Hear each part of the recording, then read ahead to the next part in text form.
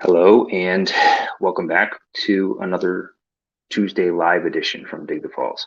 I know that we are usually 5, 10 minutes late, maybe sometimes 15 minutes late.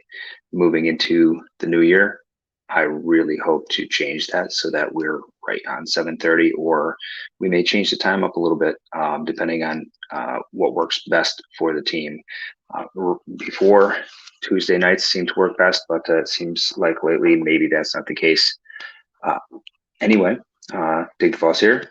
We are a waterfall community, uh, really focused on cleaning up trails, cleaning up trash, creating trails, and partnering with other organizations to create good in our communities, green spaces, things like that. So keep an eye on us for the next couple months. We're going to be doing a lot of different things, adding some challenges, and hopefully putting out some content that adds a lot of value to the community itself, cleaning up a lot more trash than we did last year, hopefully. Our friend Chris from Ecological Media, I wanted to give him a shout out right away because he's been doing some good things. He's had some great news. Sounds like he's going to be doing the cleanups down there, and I think he's in Tennessee or Kentucky. I can't remember, but he's doing some great things, cleaning up thousands of pounds of trash out in his local area, and we're doing the same thing here, along with building miles of trails. So we've been around since 2005, Dig the Falls. I'm the founder, Ed Smathers. We have a really good team going, but an even just an awesome community online. And everyone shares their photos, shares their thoughts, share their stories. It's really great. We have a community map on Steps, Map My World. They have an Android and an iPhone app. It's really great. Basically, what happens is you pop on there, create yourself a profile, and you join our map, and you get to see all the locations that we posted for waterfalls and different hikes and things like that. We have, let's see here, as I last checked, 491 community members that have joined. It seems like they're all enjoying the map, enjoying the markers that we have up on the actual map itself. So it's Steps Map My World, and you can download that. It's super easy to download. And right now, the community can actually add their locations. So if they find locations that are not on the map or know of good locations for other people to visit, definitely add your spots, because I think as a community, we could grow a really, really great spot for all of us to really enjoy. I wanted to kind of spend this episode giving shout outs to people that have really helped us in the past, people that have really, oh, we got Bobby coming on in a couple minutes here, people that have helped us tremendously on the trails, organizations that have partnered with us and we've partnered with this year and past years. So really what I want to do is just give a big thanks to them and kind of highlight what they've done for us and what we've done with them around our region and the state itself. So Bobby, I see you getting ready, so just give me a thumbs up when you're all set. Oh, she's all set. That's fast. Let's see here. I'll add Bobby quick. Add to stream. Bobby, can you hear me this time? I can. Hey, I Can can you hear hear you me? too. Yes, I Good. can. This time I think I set it up right. That's great. Oh, So sure. You had me blurred out the last time. Thank you so no, much. no, only here, only here. So, I was given a rundown. Basically, I want to talk about a lot of the organizations that we've worked with and that have worked with us in the past year, maybe even a couple of years, just to kind of give a year-end shout out to everyone that's helped us out and, kind of give praise where praise is warranted. Very good. So, yeah, and obviously you're one of those people I need to give a shout out to. Um, Not only have you been working a lot in the background, adding steps to the actual Steps app, but you've been updating the website after I finally got it up and running properly. You did a lot of updating to the website, and you continue doing that, um, along with partnering directly with Dig the Falls in the past year. So, huge, huge props to you and all the work that you've been doing the last several years for us. I really appreciate it. Not a problem. It's all fun. Awesome. I know you enjoy those. those bins of information, right? I do. Yeah. I do. I like that stuff. I like the background stuff. You draw solace in the black and white data, right? I do. I don't like the spotlight. Thank you so much. That's why I try to get you on here all the time. I just don't want you to be alone. It's like, Well, I appreciate it. It's got to be really tough being alone.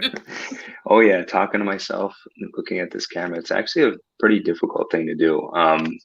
I was really, when I was in school, like I was a really bad communicator. I still am, but I found a way to kind of finesse it a little bit better than what I used to. But I used to be nothing but uhs and buh kind of thing. So I'm getting a little bit better. So anybody that watches these, excuse my uhs and kind of stuff, because I'm actually working to be better about that. So. Listen, if anyone has pulled me out of the woodwork, you have forced me to many ways. Well, that's a good thing. That's a good thing. Did you notice forced? Well, I tell you, what I need to do is I need to get this with Stosh, and I have to have him be my voice coach, because I'll tell you what, that guy, first, like he can lull you to sleep with his voice. Have you listened to his new podcast yet? Have you had a chance? I've gone in and listened to a couple of them. Yeah, and it's like mellow. Like his voice is so just kind of dreamy. It's like really great. It's great to listen to. And it's called Inside the Line, right? I have that right, I believe. Yes. Yeah, Inside the Line. So if anybody's wondering about Stash's podcast, he's got, 15 out already or something like that, something nuts. But basically, it's all about the Catskills and everything down there and the Rangers. And he's got, every single time, he's got a really great person that he's talking with. Very, very knowledgeable people that he actually gets up on that podcast. He just posted another one, didn't he? Didn't he just post did. Another one, what, today or yesterday or last night? Yeah. Yep. He's doing really, really well with it. I'm very, very happy for him. He's got a very, very well planned out, and he's taken off. Unlike these, where I kind of come on here and we just kind of chat about the week and what's going on and kind of what we come up with. But yeah, it's great. So check out Inside the Line. Stosh Russin is the the originator of that. So definitely a great podcast, and it's available pretty much through any streaming application.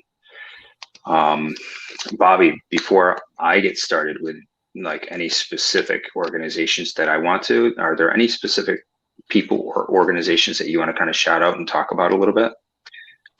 I think we should give Falls Guy a high five, because he's been doing a lot of activity lately. He has. And I've actually been finding myself going in, what have you been up to lately?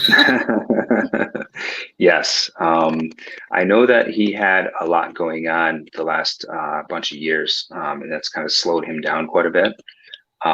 Scott Ensminger, fallsguy.com. Him, you, and Russell Dunn were the original people that I kind of got to learn about and know about in the kind of niche. And his stuff on Western New York was by far way better than anything else at the time that I'd found on the internet. So, like you said, I'm glad to see that, he's a lot more active online, and, everyone's able to kind of see his contribution to the community again. Yes. So now, am I right to think that you found one of his original manuscripts to his Letchworth Waterfalls Guide? Yes, because I kept getting them both mixed up. Right. Okay. Yeah. So basically, that guide, and I think you and I were talking about it, the original manuscript of that guide, you can go on, I don't know, a couple years back when I looked it up, you could go on Amazon, and they wanted something like $300 or $400 for that book. Didn't I actually find it still on there? I think you might have, yeah. When we were talking about it, I think I found it on there. So basically, Scott published years back. He published a guide on the waterfalls of Letchworth State, and there were 24 that he was that the park allowed him to actually. I'll get to the name of the book because Bobby's going to bring it up in a second. So there were 24 locations that the park would allow him to actually publish at the time. Many more in the park than that, but those were the properly sanctioned locations. And he's got a great little book, and he's updated it since then. And I believe it may be available for sale, the new version for sale on Amazon right now. What's it called, Bobby? It's glossy, huh? Yeah. What's the name? Oh, there we go. A Waterfall Guide to Letchworth Park, State Park. Yeah. So if you search that, you'll be able to find that online. You might be able to find old manuscripts. And like I said, I think he's got a newer version that's available right now as well. So I would venture to guess he, above almost anybody else that I know, has done more for Western New York specifically, as far as waterfalls go, than almost anybody else that I know of anyway. Bobby, you might know of more people that might have. Well, what's coming to my mind is like, I have been having fun this past several days because you told me I could do whatever I wanted to do on steps. Oh. So I found my old spreadsheet, and Nice. there's so many locations that did not make the master list, Yep. and it's just eating me right up to get it on something. Awesome. Well, anyway, some of the sources on there is bringing me back to some of the sources I haven't visited in a while. Okay. And one of them, the guy, I never captured his actual name, but it's called the Walking Man. Yeah. Yep. I've heard of him. Well, I think I've actually emailed him back and forth a couple of times. He's got quite a lot more stuff on there, and I really like the way it's written up and detailed, and you do got to read it like it's a book page, but I'm a skimmer. Oh, of course, yeah. Anyways, there's a lot more sources out there than we actually stop to take and look and find. Right. It's when I first started, what I did was I looked at the sites that had the most information and the most, like you do probably, this most skimmable information. Because if someone had only paragraphs of information, I couldn't really skim that very well. And I wanted to get as much information as I could when I could. So that's kind of how I worked. Well, I'm actually at the part where I can go back in now, and actually I do have the time to read through them. Nice. And so I've been finding I'm not skimming so much and finding a lot of information. I mean, it's nice. Just like, I didn't know that. There's a waterfall I've been trying to get onto the map, but it had an actual different name that showed up on the Steps app. And I had to do a lot of insight reading, and it turned out to be the same location, different name. Okay. So that's a lot of what I'm noticing now. I'm not sure if it's my imagination, but if you go onto Google Maps now, a lot of things are changing. They're probably aggregating a lot of the information from the websites that use their API.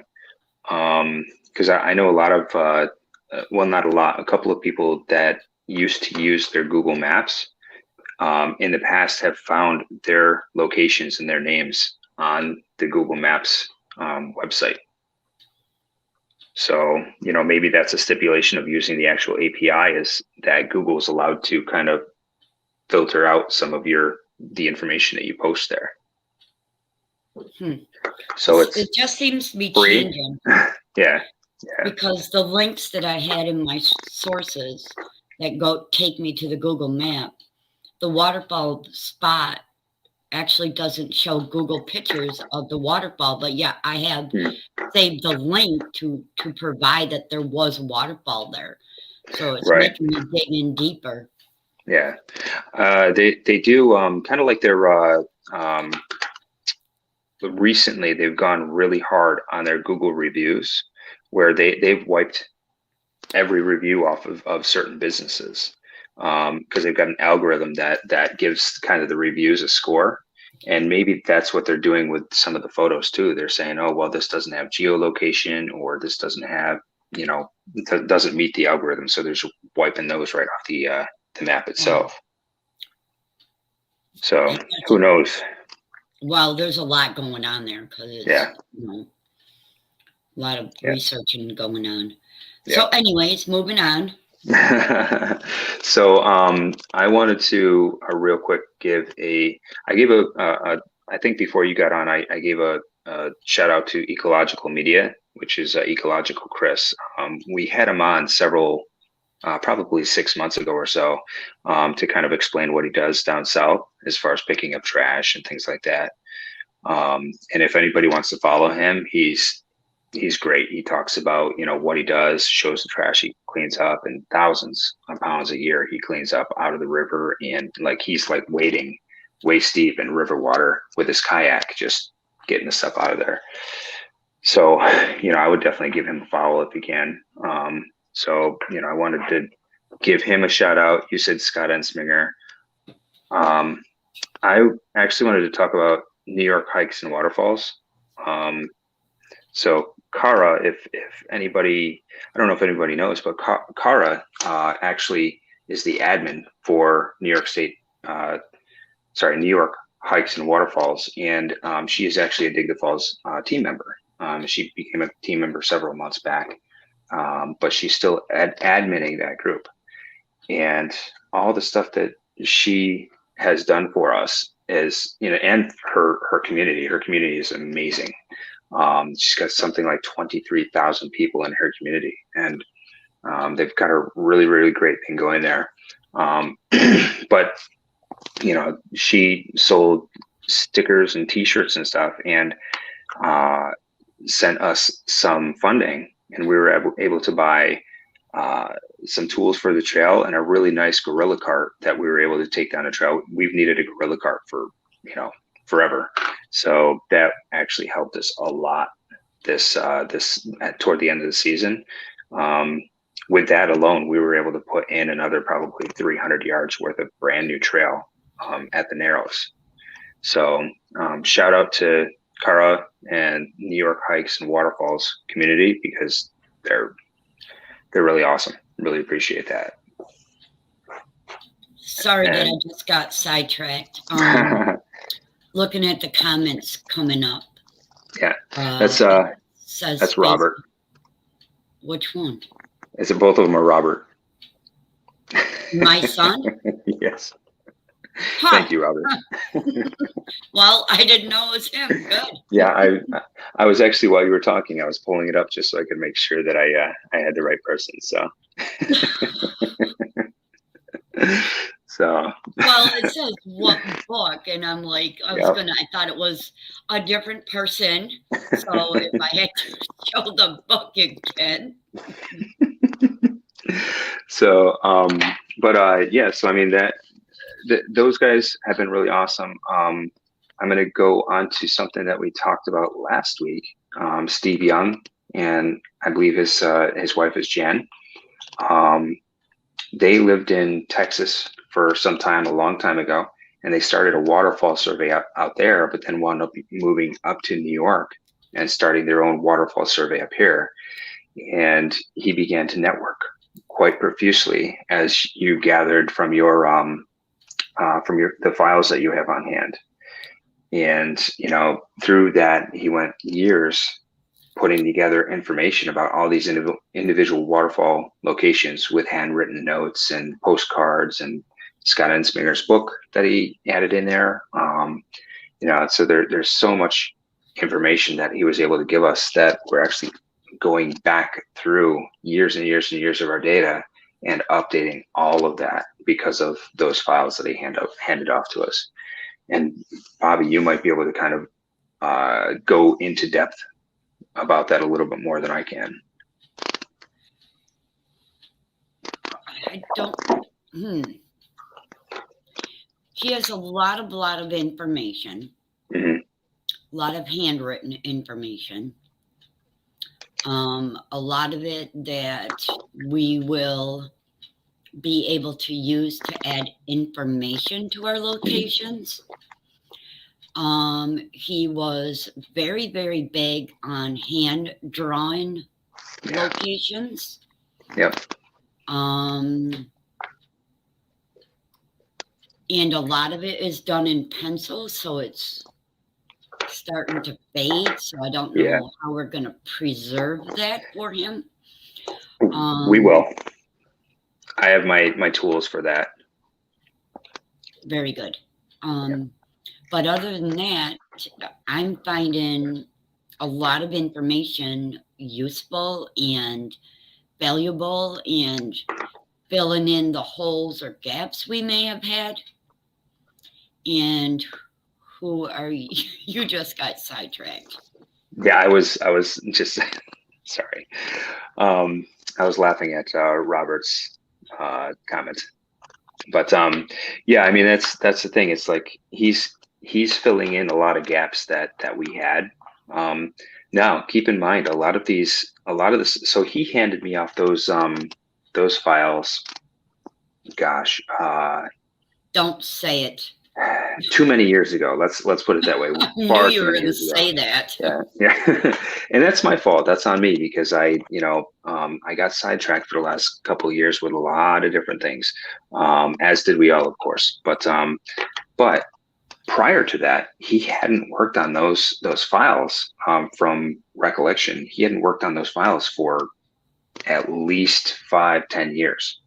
So this is like pre, smartphone and one other. of the last or latest dates. Mm-hmm. Don't quote me, but it almost looks like it's like 1998 or 99.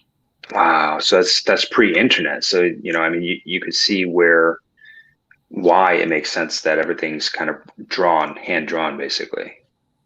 Yeah, because I'm pretty sure I haven't seen a later date than that. Right. Yeah, so it's pretty incredible that like he was there, 20 plus years ago, taking these notes, and then depending on the this how much note taking he has on there, we can probably kind of see what changes have been made and really see the impact on the area from anybody that's actually went there and actually traveled there, right? Well, I noticed one big change, believe it or not, local to me is Great Cliff is what it was originally called, but I know it. Sorry, my mouth ain't working today. As Three Falls Woods. Mm-hmm. Major changes since then with his notes and what's actually there today. Now, was it Gray Cliff prior to it becoming a preserve? Because Three Falls Woods. Great Cliff, and it was not called a preserve back then, and it was not called Three Falls Woods. Interesting. Okay. Wow, that's actually pretty cool. So you've got like that kind of history. Well, we did have Three Falls Woods with an AKA name of Great Cliff. Right.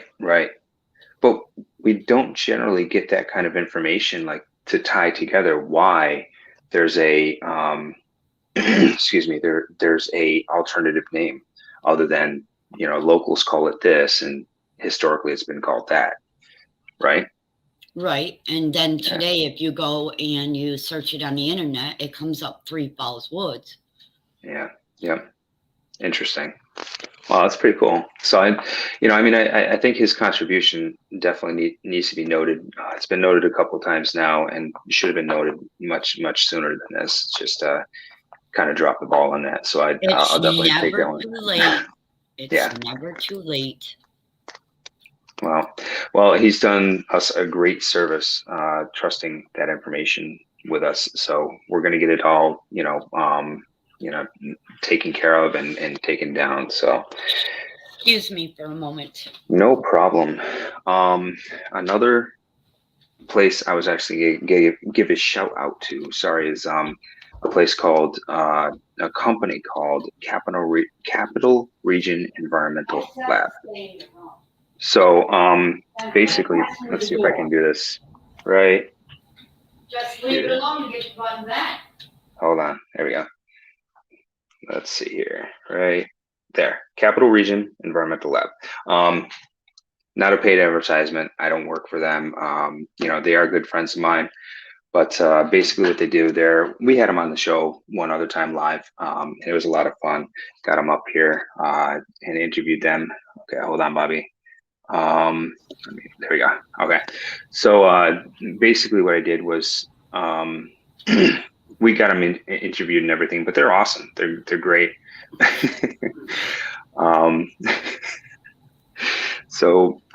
But they're a testing lab. They're a water testing lab, and basically anybody with well water, anybody with city water, anybody with any kind of water that they drink in their house and they want to have it tested, they can actually literally go there, get a free test kit, take it back into the lab and have it tested for a fee, of course, small fee, and they can tell the quality of their water.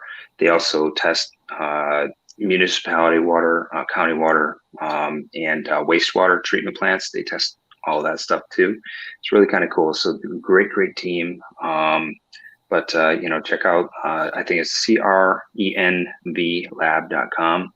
Well, I've been meaning to ask you on that. Sorry, I just. Oh yeah. Ask. Good. No. Go ahead. Is that a place that personal homes can send their water there to be tested? That is, I would have to say at least half of their business is just the random homeowner walking through the door and saying, hey, you know, here's my water, or hey, I've got this stinky water. What do I do with it? And, you know, they're great. They'll sit there, they'll talk to the person and ask some questions to find out exactly what they need. Oh, so it can't be mailed to them. Well, it can. So they have, so what you can do is you can call them up. They'll mail you like the bottles, because some of the bottles have to be sterile when you fill them up. And what they'll do is they'll mail you those bottles, and then you put them back into the box and mail it back to them. So, and as long as it gets to them in a specific amount of time, you're all good. So I can remember years ago, every so often they would hang them on our mailboxes. Yeah. Yep. To test our water. And a lot of times those were just to make sure that there weren't any bacteriological contaminants and some of the other simpler things.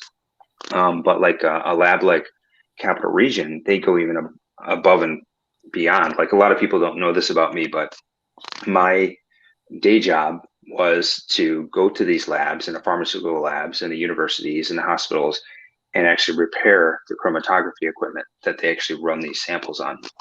So like a lab like this would have a GCMS, which is a mass spectrometer that takes a sample, any of the volatiles out of the sample. So if, say, you've got gasoline in your water, which is like a major volatile, it would find that, and you would actually see that in the mass spectrometer, and it would tell you, yeah, you've got gasoline. There's 100 other different chemicals that I can pick up, but that's just something I'm kind of, you know, as an easy one. But then they've got an AA, an ICP, an IC, and a bunch of other different equipment in the lab itself. And it's all like super high end stuff. It's actually kind of, I could geek out about it for, you know, I was going to say, okay, I'm ready to go to sleep now. Yeah.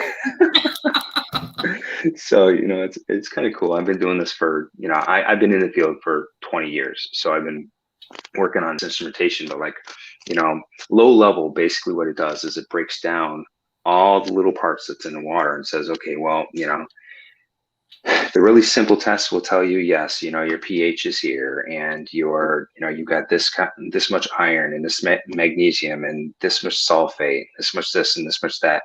Then the really high-end tests will break it down to the individual ions that are in your water and what they are. So if they could go down to very, very low levels, like parts per billion levels, to see what are, you know, out of a billion water molecules, there's one molecule of whatever. It's really pretty incredible. So, but that's, that's basically what they do. So, and they actually helped me out with my personal well because my well was contaminated and made Charlotte sick. So got it tested there, found out that as gross as it is, some chipmunks had made their home in the well and were going inside the well. And then had E. coli inside the water of the well. So, yeah.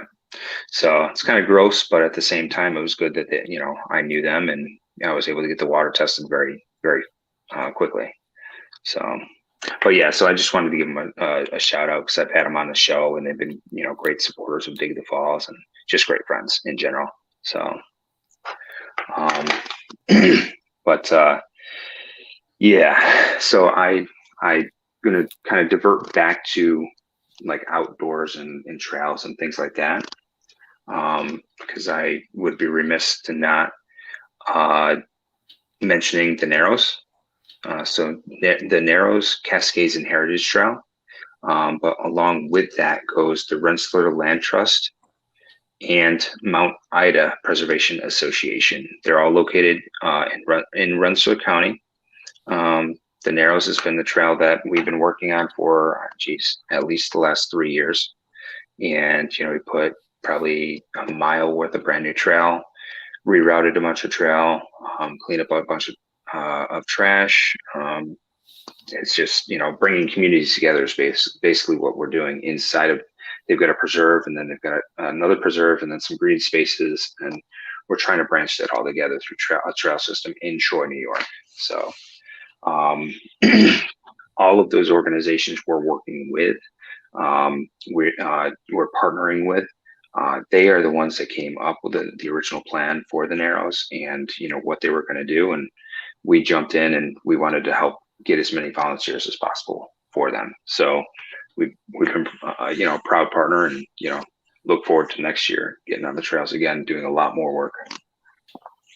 So now that was a 5-year plan, right? I believe it was a 5-year plan. Because of the pandemic, I think that's going to be pushed back a little bit.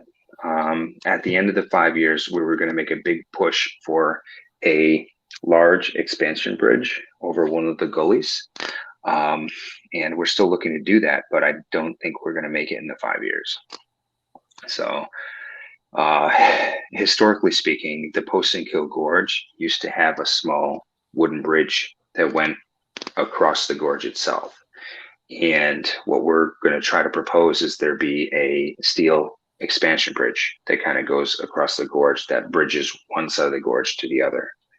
So, but we're looking at, that's a $1 million, $500,000 to $1 million project that we're going to try to get taken care of. So big. So anybody that's watching that wants their name on a bridge, buy a pole. Yes. So, but I think that what we called the last couple of years were called the low hanging fruit, and basically what they were taking down trees, creating trails, putting up trail markers, things like that. That was all the low hanging fruit. And then the tough stuff was getting people across the roadways. And with the city's help, the city was going to paint special colored crosswalks that would denote that was part of the trail for the Narrows. Because in order to get some of these preserves and green spaces kind of collectively put together, you had to cross some roads in order to do that. So, so it starts basically at the Mohawk Hudson bike path, crosses over the 378 bridge, I believe, comes up Mill Street, and then hits the Burden Pond Preserve. It's supposed to hit the Stallison Preserve, but that's going to be later. And then it goes up and around over to the Post-and-Kill Gorge, and then finally up to the city park, up top of the hill. So it's overall, after everything is combined, you're talking several miles worth of trails just within the city alone. So it's a lot. And then Rensselaer Land Trust, they do what you think what they would do. They're a land trust for Rensselaer County. They kind of volunteer at a lot of the different properties and preserves around Rensselaer County, and they build trails, they maintain trails, clean up. They've got a group of volunteers, great organization. Mount Ida Preservation Association, basically they're a historic church that runs a food pantry and a bunch of other things out of the actual church now. And basically what they do is they're renovating the church, trying to get a certificate of occupancy so they can actually use the upstairs portion of the church for small concert venue, weddings, pretty much anything. I mean, the church has, I forget the name. We actually had them on one of our broadcasts as well. I forget the name of the company that created the stained glass in the building, but originally back in the day, they were the main competitor to Tiffany's stained glass. And most people hear Tiffany's and they know that they were one of the high-end makers, like one of the only high-end makers of stained glass back then. So it's actually kind of cool, all the history that kind of goes back. And then one of the coolest things that kind of ties everything in with Mount Ida is literally if you're standing at the back gate in back of the church, you're looking right at Post and Kill Falls, Mount Ida Falls. So you're basically at the top of the falls looking down into the Post and Kill Gorge. So have you ever been there, Bobby? Yes. Yeah, okay. Okay. Okay. In the winter time. Yeah. You tell me every time. Yep. I've got a short memory for those kind of details, unfortunately. I just remember going down that hill in the wintertime. Oh, man. And it was getting dark, and I had the headlights on the car shining against the falls so that I could get a picture of the falls. Yeah.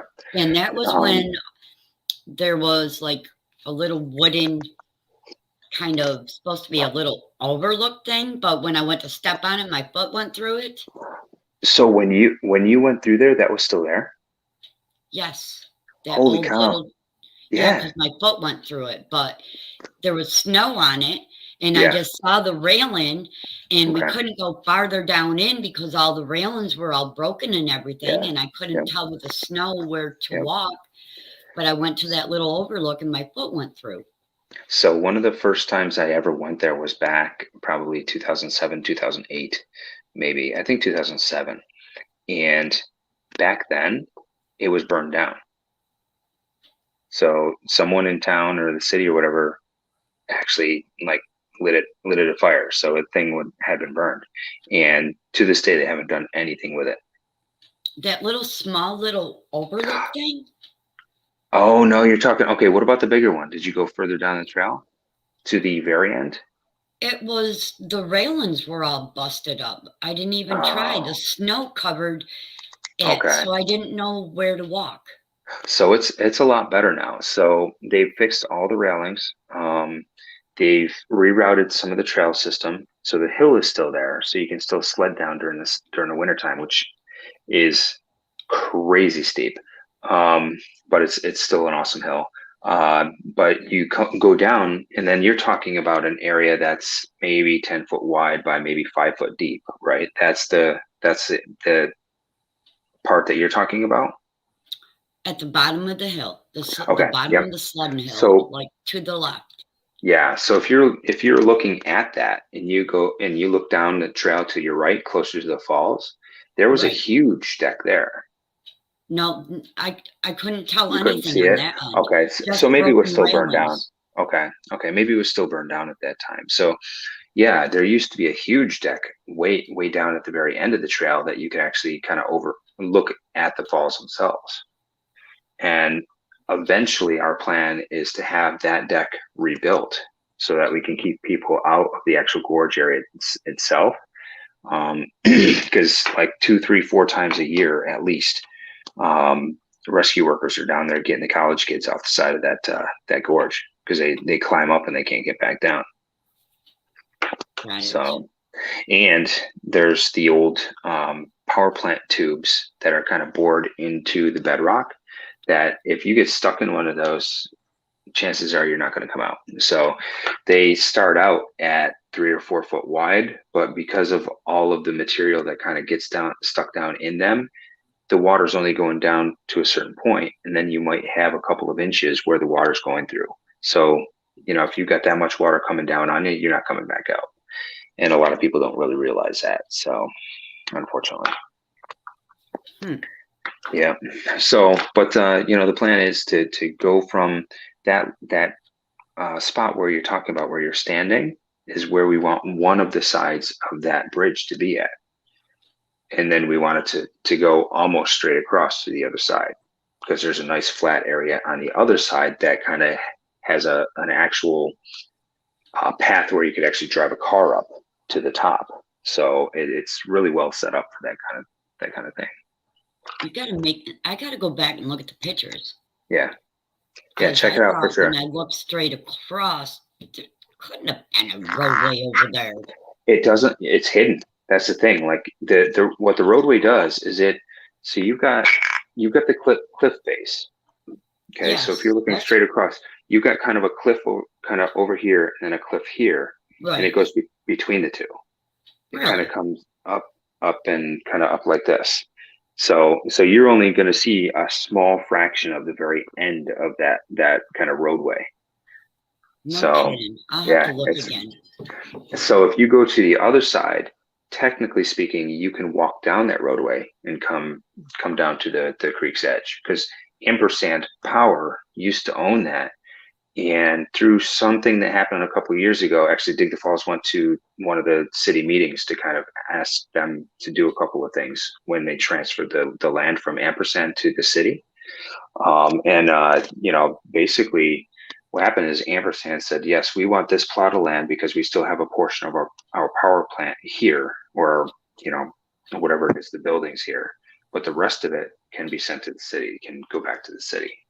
So they're going to be repurposing all of that, and kind of like what they did with, we're hoping, kind of like what they did in Cohoes with that Cohoes Falls park that they built. Yes. So we're hoping that they'll do something similar like that, basically.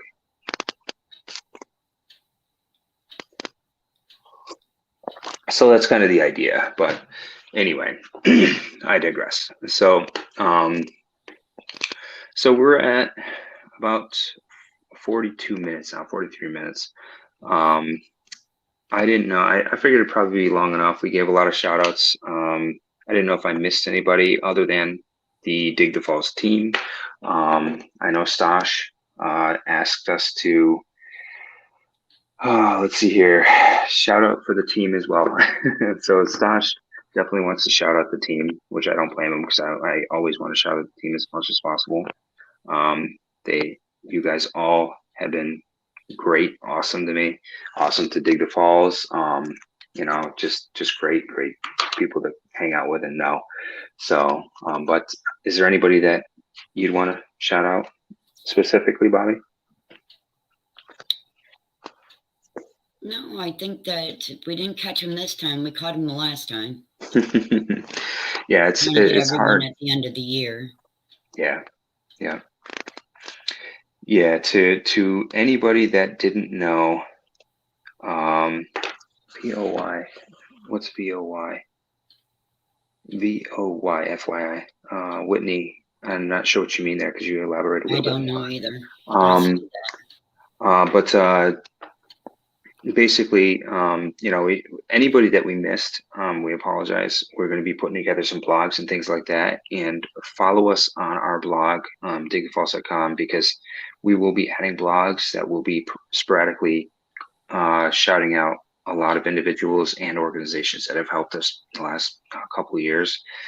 We do have our shop open. I took our shop off of Facebook because I've been finding a lot of people telling me that it's telling them that it can't ship to their location, even though you're located in the United States. So I took that down. Just go to nysfalls.com if you want t-shirts, shirts, stickers, things like that. And if for some reason we don't have something that you think would be cool, let us know and we'll customize it for you. I think it'd be kind of fun. We had a person a couple weeks ago ask about patches. So we're gonna look into putting together some patches as well. So, but otherwise, yeah, I think our community. I want to shout out our community because I may be biased, but I think our community is probably one of the best on Facebook, to tell you the truth. I think a close runner up would be the New York Hikes and Waterfalls community, but you know, our community is pretty top notch. Really love it. So, so Bobby, if you don't have anything else, I think I'll end the broadcast. No, I'm all set. All right. Happy New Year to everyone. Happy holidays to everyone, and we'll catch you next time.